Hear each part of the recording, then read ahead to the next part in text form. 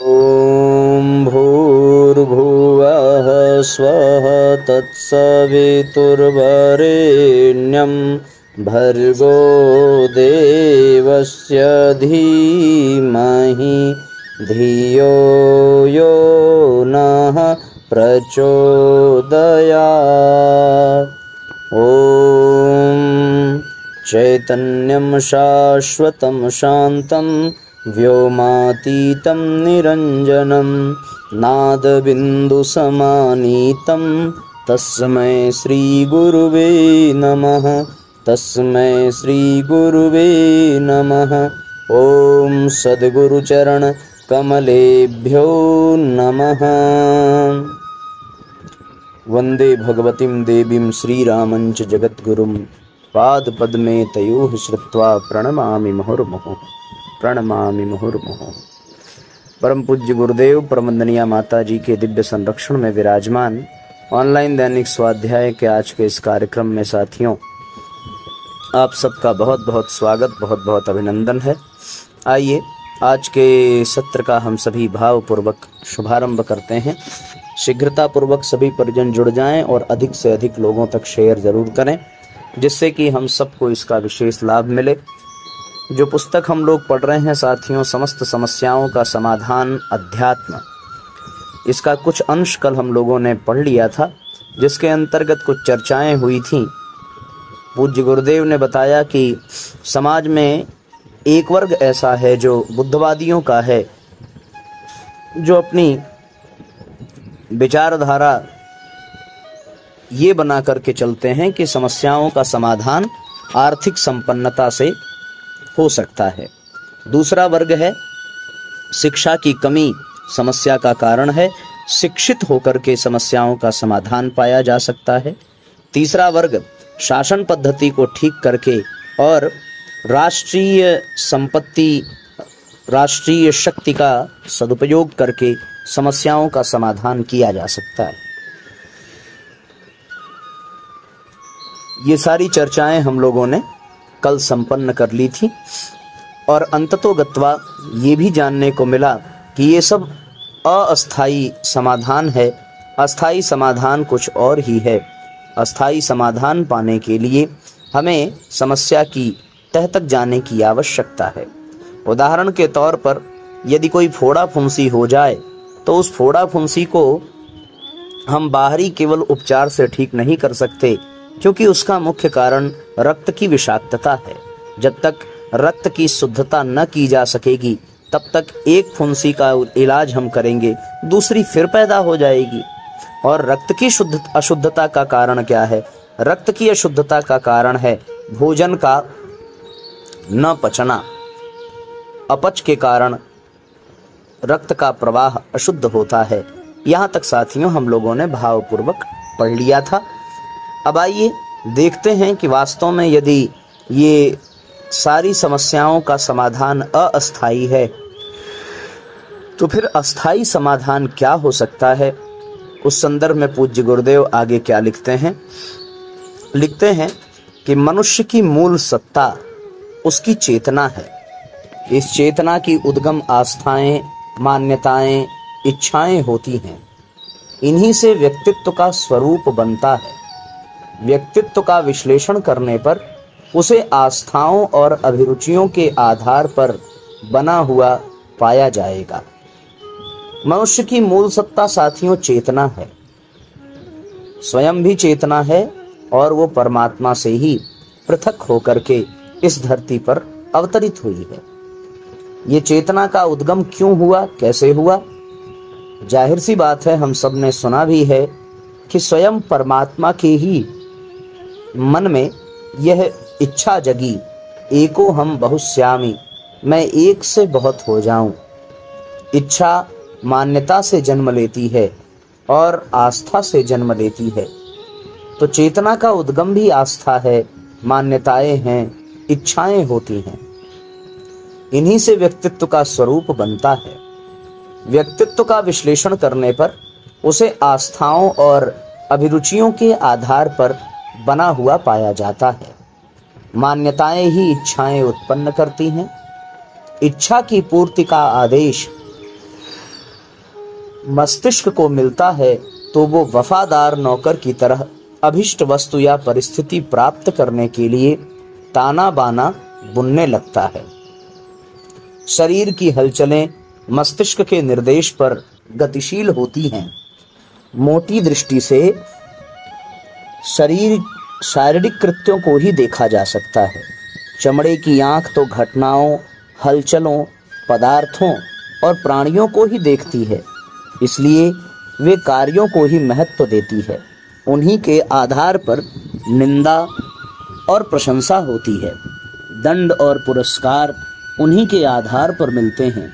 लौकिक दृष्टि से यही संभव है और यही उचित भी है, परंतु यदि थोड़ी गहराई से देखा जाए तो वस्तु स्थिति दूसरी ही मिलेगी। विचारों की शक्ति अत्यंत प्रचंड होती है, वही मनुष्य को किसी निष्कर्ष पर पहुंचाती है। निर्णय निर्धारित वहीं होते हैं।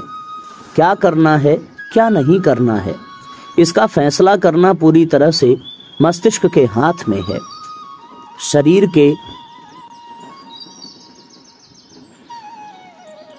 शरीर के अन्य किसी भी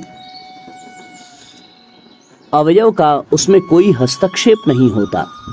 पंच तत्वों से बनी काया तो मात्र उस निर्देश का परिपालन करती है जो मस्तिष्क द्वारा दिया जाता है। शरीर एक उपकरण मात्र है, कुछ करते हुए तो उसे ही देखा जाता है, पर वस्तुतः वह जड़ तत्वों का बना होने से कुछ सोचने में सर्वथा असमर्थ होता है। उसे अपने मालिक की आज्ञा अनुसार ही चलना पड़ता है। बड़ी सुंदर बात यहाँ पर साथियों पूज्य गुरुदेव ने लिखी है, उसको हम समझने का प्रयत्न करें। पहली बात तो ये कि मनुष्य का उद्गम जो है, उसकी चेतना का उद्गम इच्छाओं, मान्यताओं और आकांक्षाओं के नाते होता है। इसी से उसका व्यक्तित्व बनता है। जिसकी आस्था जैसी होती है उसका व्यक्तित्व वैसा ही होता है। आप सब लोगों को आवाज आ रही होगी। तो साथियों, हम लोग चर्चा कर रहे थे, यहाँ पर परम पूज्य गुरुदेव ने ये बताया है कि मनुष्य चेतनात्मक है और चेतना का उद्भव इच्छा, मान्यता, आकांक्षा से होती है। इसी से व्यक्तित्व का निर्माण होता है। जिसकी आस्था जैसी होती है वैसा ही उसका व्यक्तित्व होता है। मान्यताएं ही इच्छा को जन्म देती हैं और इच्छा की पूर्ति का जो आदेश निर्देश है वो साथियों मस्तिष्क को मिलता है। तो वो मस्तिष्क वफादार नौकर की तरह उन इच्छाओं को पूर्ण करने के लिए ताना बाना बुनने लगता है। शरीर की हलचलें मस्तिष्क के निर्देश पर गतिशील हैं। शरीर की समस्त गतिविधियां मस्तिष्क के निर्देश पर ही चलती हैं और देखने में भले ये प्रतीत हो कि वो कार्य शरीर के द्वारा हुआ है, पर मूल में मस्तिष्क ही उस कार्य को करने कराने वाला होता है। चाहे दंड, चाहे सम्मान भले ही इस शरीर को मिले, पर वास्तव में उसके मूल में जो सक्रियता है वो मस्तिष्क की ही होती है। आगे पूज्य गुरुदेव बड़ा सुंदर उदाहरण देते हैं कि मूर्ति गढ़ने में छेनी हथौड़े की हलचल दृष्टिगोचर होती है। हाथ तो उन्हें चलाते हैं, किंतु मूर्तिकार के अतिरिक्त किसी अन्य अनाड़ी व्यक्ति के हाथों में वही छेनी, वही हथौड़ा थमा दिया जाए और मूर्ति गढ़ने को कहा जाए तो वो कभी गढ़ नहीं सकेगा, क्योंकि उसका मस्तिष्क मूर्ति कला से प्रशिक्षित नहीं होता। इसी प्रकार लेखन कार्य करने के लिए कलम और कागज की सहायता चाहिए, लेकिन अगर किसी अनपढ़ को वो कलम, वो कागज थमा दिया जाए तो वो कुछ भी नहीं लिख सकेगा। क्यों? क्योंकि लिखने की प्रेरणा मस्तिष्क से ही मिलती है। शरीर के अवयव स्वामी भक्त सेवक की तरह उसका परिपालन करते हैं।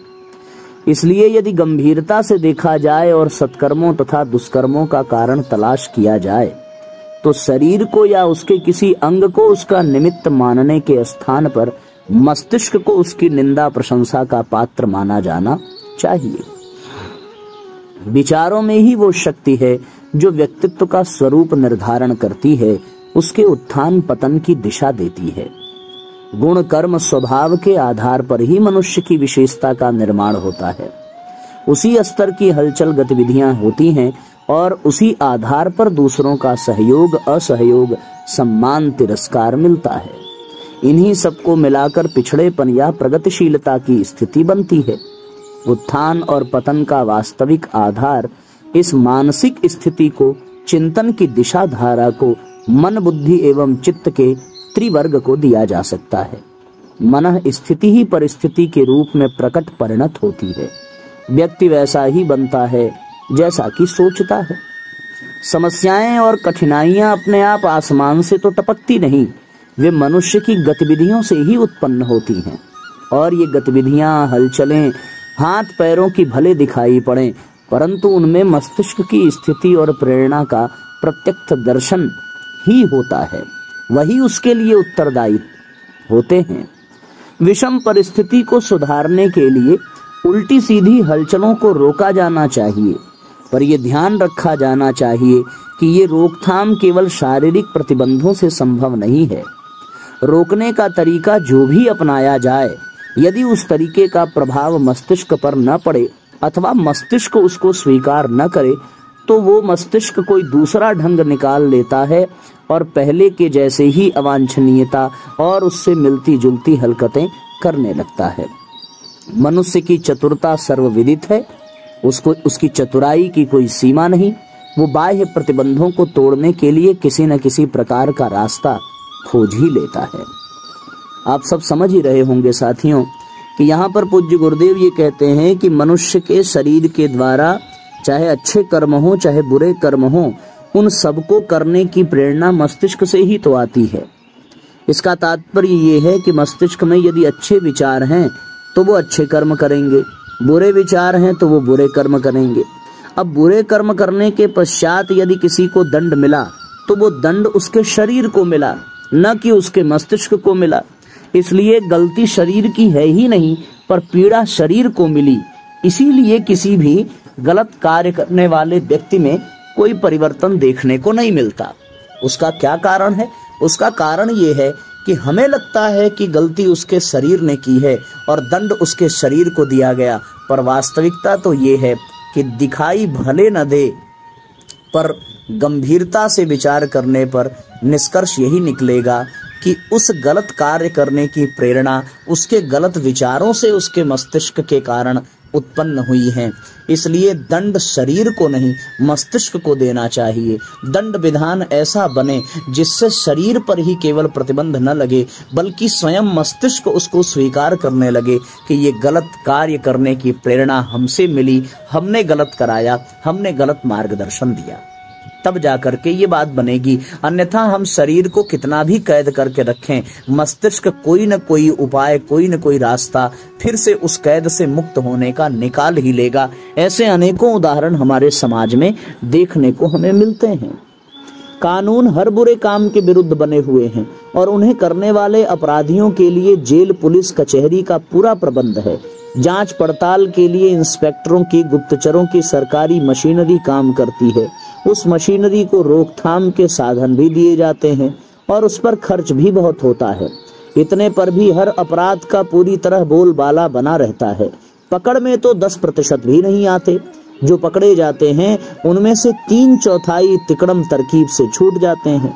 जिनको दंड मिलता है उनकी संख्या समस्त अपराधियों में से 1% भी नहीं होती। फिर दंड पाने के बाद वे और भी अधिक निर्लज्ज हो जाते हैं। जेल जाकर तो वहां अन्य साथियों से पूरा प्रशिक्षण पाकर लौटते हैं और सुधरने की बजाय अपने फन में पूरे माहिर दिखते हैं।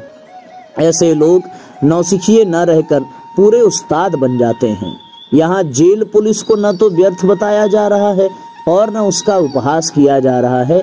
कहना इतना ही है कि संसार में असंख्य प्रकार की विपत्तियां उत्पन्न करने के लिए जो दुष्प्रवृत्तियां हैं वही मूल कारण है। उन्हें मिटाने के लिए, इन शारीरिक हलचलों को रोकने के लिए प्रतिबंधात्मक कार्यवाही पर्याप्त नहीं है। मुख्यतः मनुष्य का चिंतन परिमार्जित किया जाना चाहिए। दृष्टिकोण इस प्रकार बदला जाना चाहिए जिससे उसको नीतिमत्ता के लाभ प्रत्यक्ष दृष्टिगोचर होने लगे। मनुष्य निजी विवेक के आधार पर इस निष्कर्ष पर पहुंचे कि उसका गौरव एवं लाभ नीतिमत्ता अपनाने में है।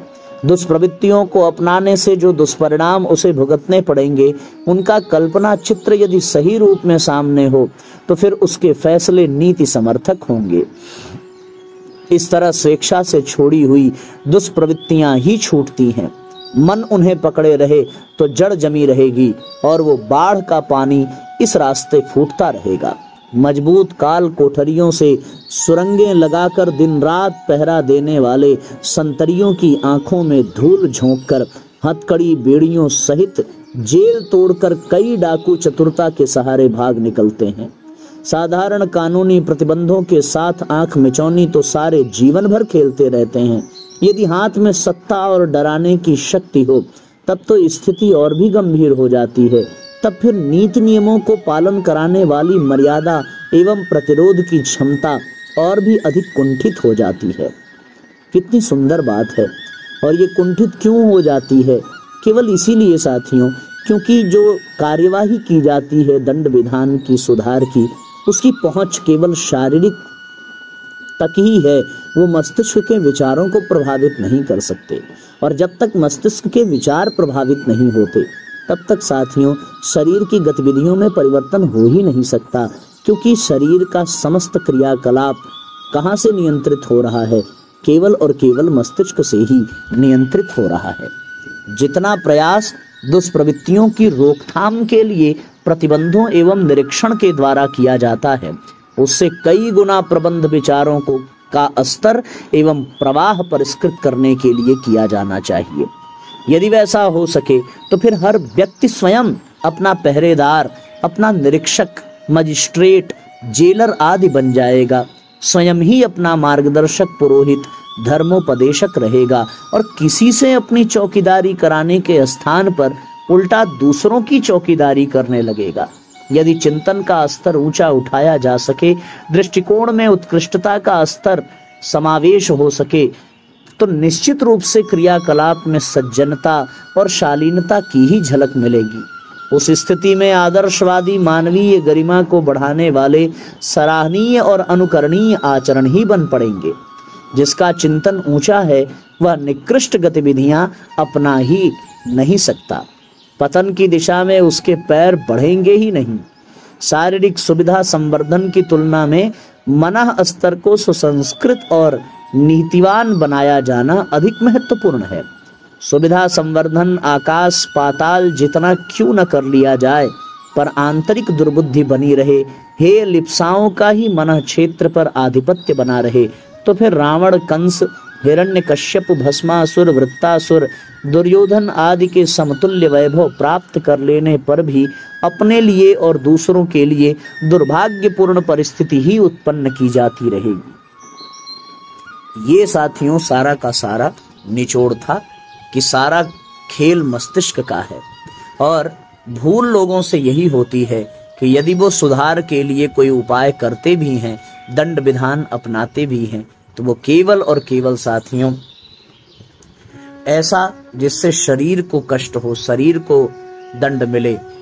पर मस्तिष्क के उन विचारों का क्या जिसे मस्तिष्क ने अपने भीतर समा करके स्थापित कर लिया है। जो गंदे विचारों ने मस्तिष्क में जड़ जमा लिए हैं, जिन गंदे विचारों के प्रभाव से ही वो गंदे कर्म कर रहा है। इसलिए प्रभावित गंदे विचारों को, उसके प्रभाव को निष्क्रिय करने की योजना बनानी चाहिए। जितना प्रयास दुष्प्रवृत्तियों की रोकथाम के लिए किया जाता है, उससे कहीं अधिक प्रयास मनुष्य की मनः स्थिति को परिष्कृत करने, उसके विचारों के स्तर और प्रवाह को उत्कृष्ट बनाने के लिए करना चाहिए। यदि ऐसा हो सका तो फिर वास्तव में वो स्वयं अपना चौकीदार बन जाएगा, स्वयं अपना हितकारी बन जाएगा, धर्मोपदेशक बन जाएगा। वो अपना कानून स्वयं बनाएगा और दूसरों को भी उससे ऊपर उठाएगा, क्योंकि उससे दृष्टिकोण उसका परिवर्तित हो जाता है ना। इसलिए हम सब लोगों को यह विचार करने की आवश्यकता है। कितना महत्वपूर्ण सूत्र और कितने सरल शब्दों में, सरल वाक्यों में पूज्य गुरुदेव ने हम सबको प्रदान किया है कि सारा खेल मस्तिष्क का है। साधन सुविधा व्यवस्था कितनी भी हो, पर यदि चिंतन सुसंस्कृत न बना, यदि चिंतन में नीतिमत्ता का समावेश न हुआ, तो साथियों सब कुछ व्यर्थ हो जाता है। बड़े बड़े तपस्वी असुर बनकर के अपने जीवन और समाज को पतन की ओर लेकर के चले गए, जबकि अभावों में और कमियों में भी दिन बिताने वाले ऐसे अनेकों महापुरुष हैं जिन्होंने अपने सिद्धांत, अपनी नीति, अपनी मर्यादा और अपने आदर्श को बनाए रखा और अपने वसूलों पर चल करके समाज के लिए एक उदाहरण प्रस्तुत कर गए, एक कीर्तिमान स्थापित कर गए। हम सब लोग भी इन चीजों को अपने जीवन में धारण करने का प्रयास करें और अपने मस्तिष्क के विचारों को प्रभावित परिष्कृत करने की आवश्यकता है। आइए आज के सत्र को साथियों इतना ही यहाँ पर हम लोग करेंगे। इसके बाद हम सभी आगे की चर्चा कल करेंगे। गायत्री मंत्र साथ साथ बोलेंगे और गायत्री मंत्र बोलकर सत्र को विराम दिया जाएगा। जिस स्थान पर कार्यक्रम में आना हुआ है साथियों, यहाँ नेटवर्क की कनेक्टिविटी बहुत खराब है। बड़ी मुश्किल से और बड़ी मशक्कत से 15 से 20 मिनट के स्वाध्याय की हम रिकॉर्डिंग कर पा रहे हैं, तो समय की दृष्टि से ये थोड़ा कम अवश्य है, लेकिन जो चर्चा हुई है वो अत्यधिक महत्वपूर्ण है। इसको अपने जीवन में बार बार चिंतन में लाना चाहिए और इसका लाभ अपने जीवन में उतार करके एक आदर्श स्थापित करने की आवश्यकता है। ओम भूर्भुवः स्वः तत्सवितुर्वरेण्यं भर्गो देवस्य धीमहि धियो यो नः प्रचोदयात्। सभी आत्मीय बंधुओं को बहुत बहुत प्रणाम। सबका मंगल हो, सबका कल्याण हो। जय राम जी की शुभ रात्रि। ओम भूर्भुवः स्वः तत्सवितुर्वरेण्यं भर्गो देवस्य धीमहि धियो यो नः प्रचोदयात्। हम ईश्वर को सर्वव्यापी न्यायकारी मानकर उसके अनुशासन को अपने जीवन में उतारेंगे। शरीर को भगवान का मंदिर समझकर आत्मसंयम और नियमितता द्वारा आरोग्य की रक्षा करेंगे। मन को कुविचारों और दुर्भावनाओं से बचाए रखने के लिए स्वाध्याय एवं सत्संग की व्यवस्था रखे रहेंगे। इंद्रिय संयम, अर्थ संयम, समय संयम और विचार संयम का सतत अभ्यास करेंगे। अपने आप को समाज का एक अभिन्न अंग मानेंगे और सबके हित में अपना हित समझेंगे। मर्यादाओं को पालेंगे, वर्जनाओं से बचेंगे, नागरिक कर्तव्यों का पालन करेंगे और समाजनिष्ठ बने रहेंगे। समझदारी, ईमानदारी, जिम्मेदारी और बहादुरी को जीवन का एक अविच्छिन्न अंग मानेंगे। चारों ओर मधुरता, स्वच्छता, सादगी एवं सज्जनता का वातावरण उत्पन्न करेंगे। अनीति से प्राप्त सफलता की अपेक्षा नीति पर चलते हुए असफलता को शिरोधार्य करेंगे। मनुष्य के मूल्यांकन की कसौटी उसकी सफलताओं, योग्यताओं एवं विभूतियों को नहीं, उसके सद्विचारों और सत्कर्मों को मानेंगे। दूसरों के साथ वह व्यवहार नहीं करेंगे जो हमें अपने लिए पसंद नहीं। नर नारी परस्पर पवित्र दृष्टि रखेंगे। संसार में सत्प्रवृत्तियों के पूर्ण प्रसार के लिए अपने समय, प्रभाव, ज्ञान, पुरुषार्थ एवं धन का एक अंश नियमित रूप से लगाते रहेंगे। परंपराओं की तुलना में विवेक को महत्व देंगे। सज्जनों को संगठित करने, अनीति से लोहा लेने और नवसृजन की गतिविधियों में पूरी रुचि लेंगे। राष्ट्रीय एकता एवं समता के प्रति निष्ठावान रहेंगे। जाति, लिंग, भाषा, प्रांत, संप्रदाय आदि के कारण परस्पर कोई भेदभाव न बरतेंगे। मनुष्य अपने भाग्य का निर्माता आप है। इस विश्वास के आधार पर हमारी मान्यता है कि हम उत्कृष्ट बनेंगे और दूसरों को श्रेष्ठ बनाएंगे तो युग अवश्य बदलेगा। हम बदलेंगे, युग बदलेगा। हम सुधरेंगे, युग सुधरेगा। इस तथ्य पर हमारा परिपूर्ण विश्वास है।